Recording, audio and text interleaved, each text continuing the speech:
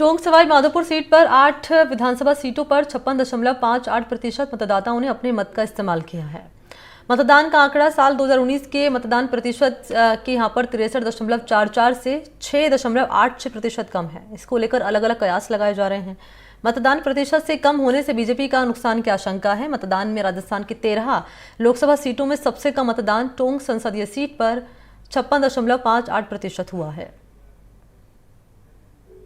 Tonk Sawai Madhopur seat पर 21,48,928 मतदाताओं में से 12,15,309 मतदाताओं अपने मताधिकार का प्रयोग किया और इस तरह यहाँ पर जो मतदान हुआ है वो 56.58% है, जो कि 2019 के मुकाबले कहीं ना कहीं 6.5% कम है।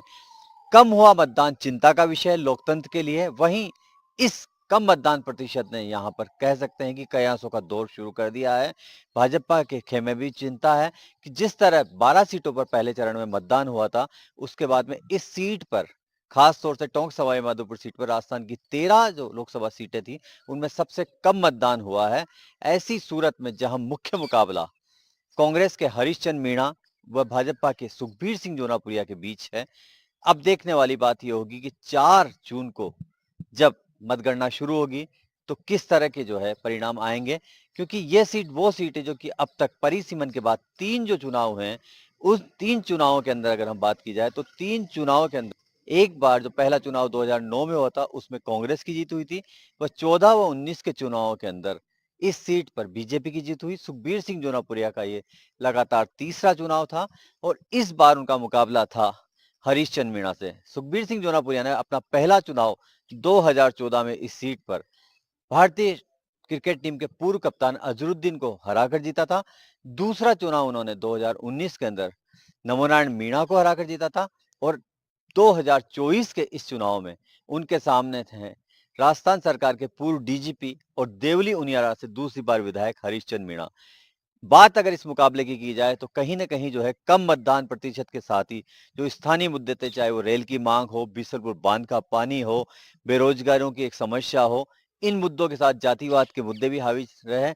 और सबसे महत्वपूर्ण बात है कि अगर हम इस सीट के जातिगत समीकरणों की बात करें तो इस सीट पर एससी का जो मतदाता है उसकी संख्या लगभग 4 लाख से ऊपर बताई जाती है। वहीं एसटी का मतदाता 3.25 लाख से ज्यादा है। अल्पसंख्यक मतदाताओं की अच्छी खासी तादाद है और सबसे महत्वपूर्ण बात यह है कि जब वोटिंग प्रतिशत में जाते हैं तो टोंक सवाई माधोपुर की 8 विधानसभा सीटों पर जो मतदान हुआ उसमें टोंक में सर्वाधिक मतदान हुआ। 61 पॉइंट कुछ प्रतिशत टोंक विधानसभा में मतदान हुआ, जहां से सचिन पायलट विधायक है। और वैसे भी इस सीट पर जो मुख्य मुकाबला है वो भले ही जो है हरीशचंद्र मीणा व सुखबीर सिंह जोनापुरिया के बीच हो, लेकिन कहीं ना कहीं सचिन पायलट के लिए भी ये प्रतिष्ठा का सवाल है कि हरीशचंद्र मीणा उनके करीबी माने जाते हैं और उसी आधार पर हरीशचंद्र मीणा ने जहां अपना चुनाव प्रचार आगे बढ़ाया, वहीं बीजेपी के सुखबीर सिंह जोनापुरिया ने साथ लिया मोदी का। मोदी के नाम के सहारे वो अपने प्रचार में आगे बढ़े।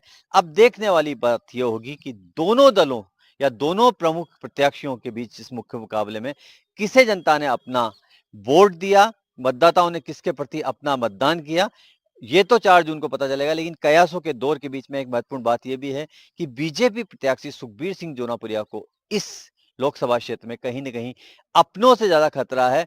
कांग्रेस ने उन्होंने भले ही लड़ाई लड़ी हो, जुबानी जंग दोनों नेताओं के बीच भी जारी रही हो चुनाव प्रचार के दौरान, लेकिन अब क्योंकि मतदान संपन्न हो चुका है, भाग्य का फैसला ईवीएम में कैद है। ईवीएम जो है टोंक के राजकीय पीजी कॉलेज के स्ट्रांग रूम में कैद है।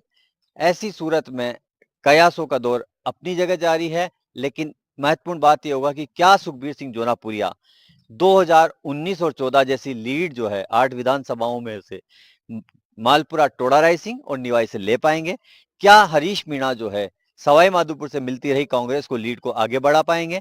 देखने वाली बात ये होगी। फिलहाल जिस तरह का मतदान प्रतिशत सामने आया है वो वाकई चिंता का विषय है। खासतौर से ये चिंता बीजेपी के खेमे में ज्यादा नजर आ रही है, क्योंकि राजनीतिक विशेषज्ञ मानते हैं कि कहीं ना कहीं कम मतदान प्रतिशत होना और लगभग 6.5% की कमी जो है पिछले चुनाव के मुकाबले में इस मतदान प्रतिशत में जो देखने को मिल रही है वो बीजेपी के लिए भी चिंता का विषय है। कैमरामैन रोहित के साथ रवि स्टेलर, एनडीटीवी, टोंक।